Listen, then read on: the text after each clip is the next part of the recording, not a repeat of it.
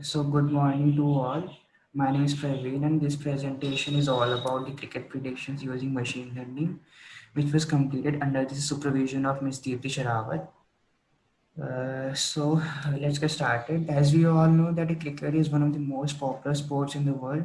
It is a game played with a bat and a ball in a large ground between two teams of 11 players each.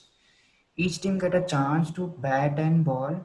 The team scores more run wins the match. This is the basic criteria of the match. Cricket. There are three formats of cricket. First one is the Test cricket, in which the match lasts up to 5 days. Second one is the ODI, which can also be called as a one-day international, in which one inning for each team with limited overs are given, and there are overall 50 overs. The last one is a 2020, which has a limited overs of 20 overs only, and it lasts for 3 hours.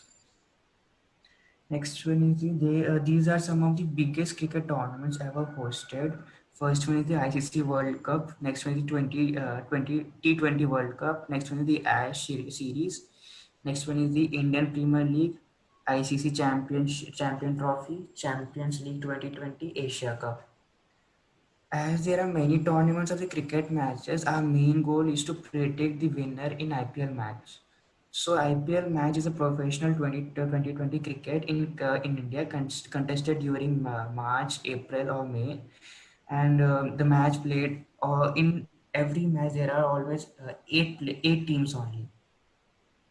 So this was the data set I used, and this data sets contains the data of all the matches which are held since 2008, and this data was downloaded from the Kaggle. And these were the attributes. The main attributes are just ID, season, city, date, team name, team one, team two, toss winner, toss decision, and venue. And the dependent variable is the winner.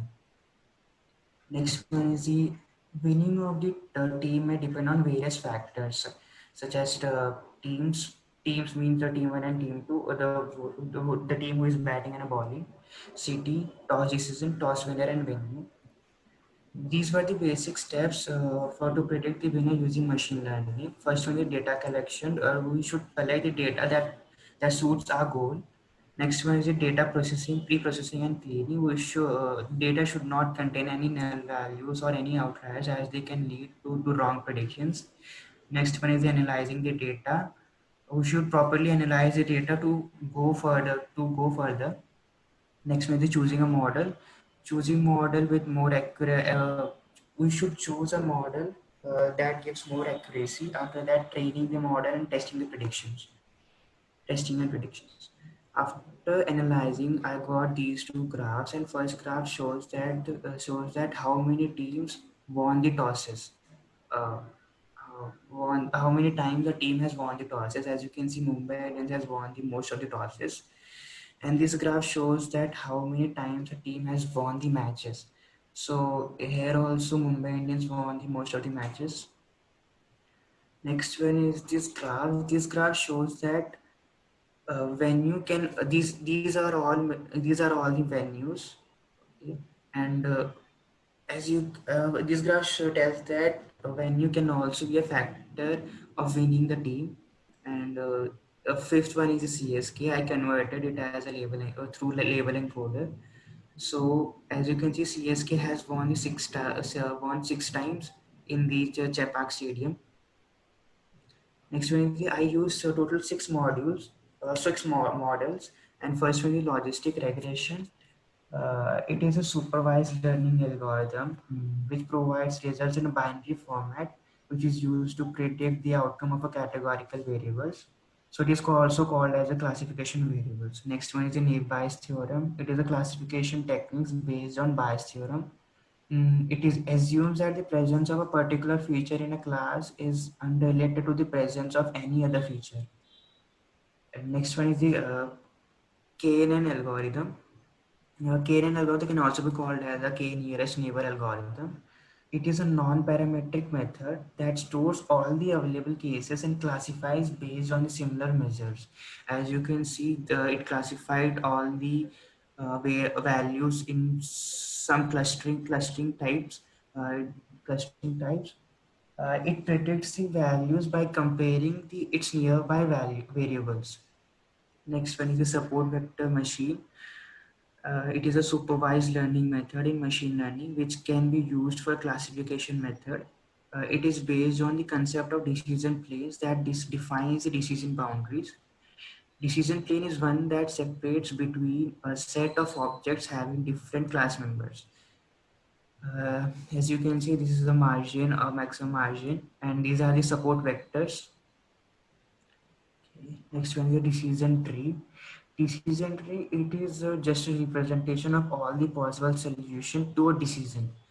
A decision are based on some conditions. As you can see, uh, this tree was constructed based on some conditions.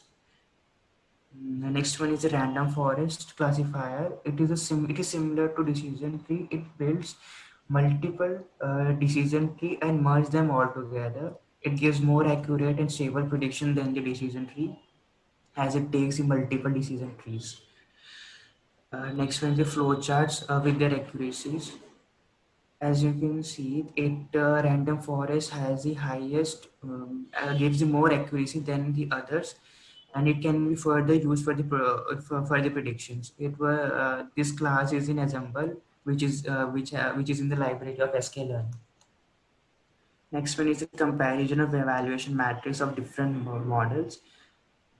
In this, you can see that random forest classifier has more score than the other, even though decision tree and random forest classifier has a similar scores. We can use any of them, but we should use random forest classifier as it gives more accurate and stable predictions.